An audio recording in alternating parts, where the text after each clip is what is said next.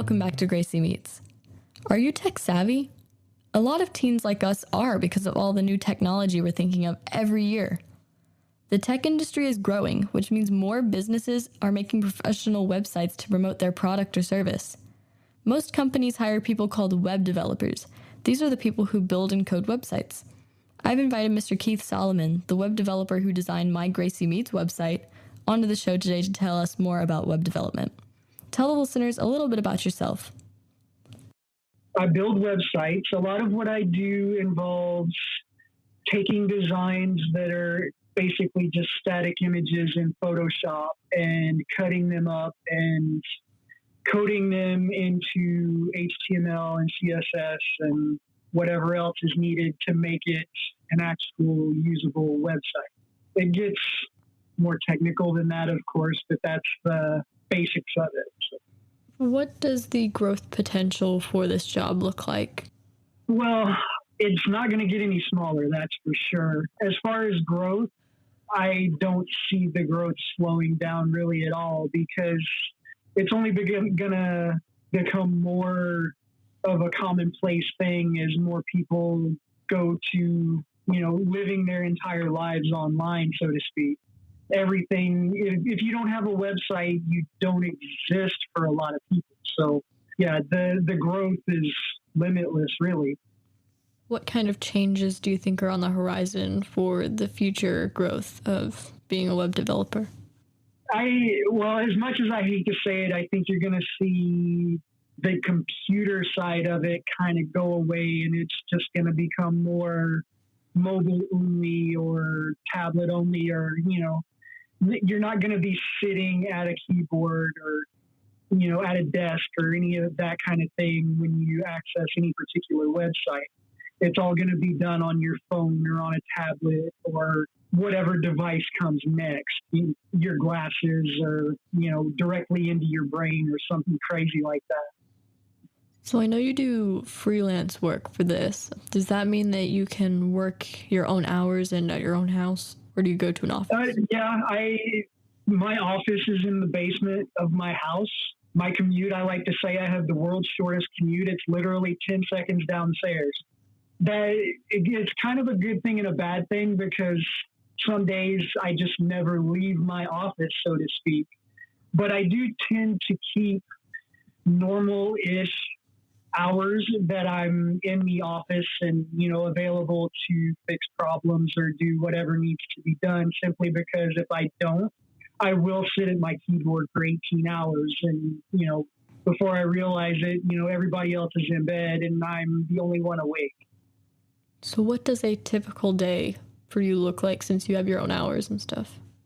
Well, it depends on if I have an active project. If I have an active project, pretty much I have, my coffee and, check my email and do that kind of thing. And then I come down and I log into my computer and I fire up my text editor and my browsers and do whatever needs to be done that day. Typically, I don't have I have a block of 8 hours that I know I'm going to be working. Typically, I'll work for a couple of hours and then I'll take a break and get up and walk away, mainly because I can, but mainly so that I just don't get to the point where I'm so bogged down that I can't see straight and I'm losing what I'm doing and I just can't concentrate anymore.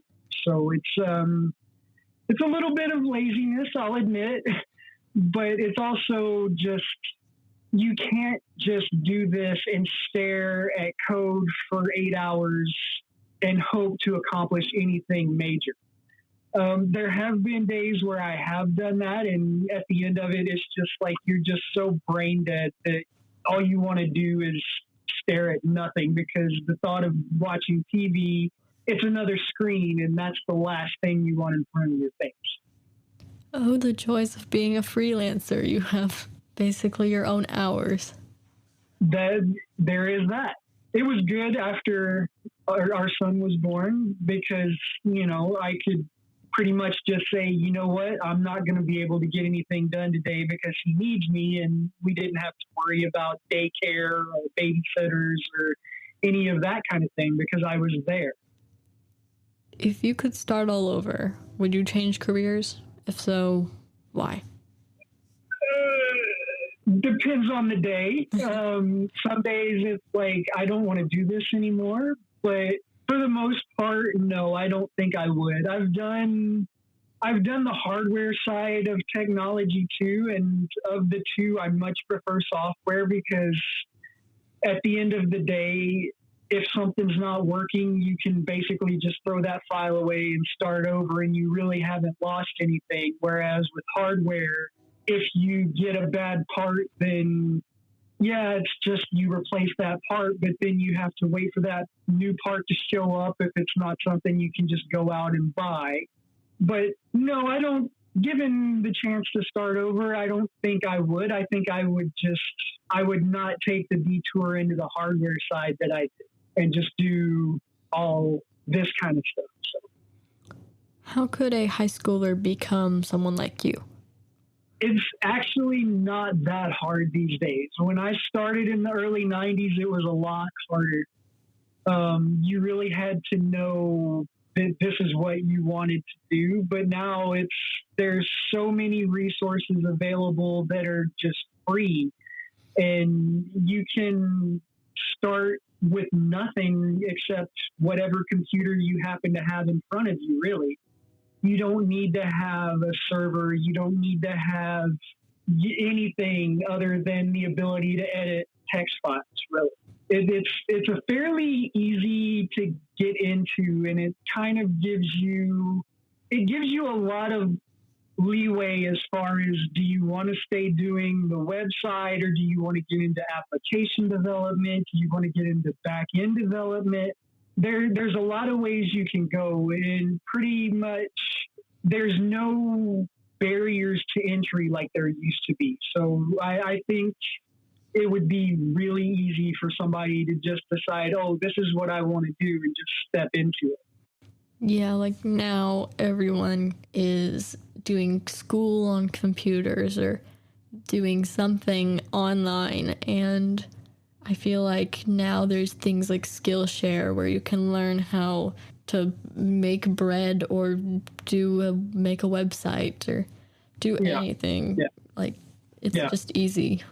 And like I said, when I started doing this in the early 90s, the world was completely different, and it was not nearly as easy to get started because there were no easy tutorials or anything. You pretty much just had to, you paid a little bit to get the basics, and then you just kind of trial and error your way through to figure out how to do the other things. And it was nothing compared to what it is today. Well, speaking of technology, how has new technologies changed the way that you've worked in web development? Really, for what I do, the technology changes don't really affect it, because at the end of the day, with the exception of mobile, I hate developing for mobile because everybody does it a little differently. If you don't know exactly how a particular mobile platform works, you just kind of have to make guesses and wait for somebody to say, oh, well, this doesn't work this way. So I have a lot of like old phones sitting around, and people think I'm a pack rat. And to a certain extent I am, but most of these phones I have around just strictly for testing purposes. That's really the only technological change that's really affected what I do, because at the end of the day, all I'm doing is writing code in a text editor and then looking at what the browser shows me. Browsers on the desktop are solved at this point. There's no changes there that make any real difference to what I do. So like I said, when it comes to mobile, that's where the headaches come from. Why would a teen want to think about this job for the future? If, they decide that building for the web is what they want to do, then that would be the biggest thing. Because, I mean, it's not, yeah, you can just say, oh, well, maybe I'll try this, and that's fine. But while it's easy to get into, there are certain hurdles that you're not going to want to tackle if you're just doing it as a hobby. So you really have to know that this is what you want to dedicate yourself towards. But like I said earlier, it's kind of a stepping stone to other things, because a lot of what you learn developing for the front end can be applied to developing for the back end of, say, an application that runs on the phone. As far as why they would want to, it's a fairly easy job. It doesn't take a lot of learning to get into it. So it's not like you got to say, oh, well, if I want to do this, I got to spend X number of years in school after high school or any of that kind of thing. And these days, a lot of web development firms, they don't even want people with degrees because they don't really teach you in school what you need to do this job. They teach you kind of everything but what you're actually going to be doing. And it's just, you're learning all of this stuff, and yes, it's good to know, but it's not going to help you once you get to that job and you're sitting behind a keyboard every day doing this job. Thanks for letting me interview you. I have definitely learned a lot about being a web developer. Awesome.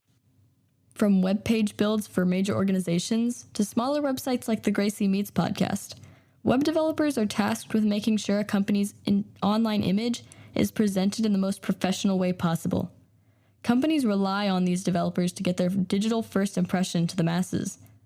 No normal person could dig through tens of thousands of lines of code to find one misplaced piece of data.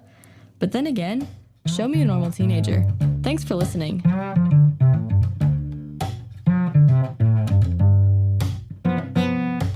Thanks for tuning in. If you like Gracie Meets, subscribe so you can listen every time a new episode is dropped. And follow Gracie Meets on Instagram at Gracie.meets. Tune in next Saturday for a heartfelt interview with a mail carrier.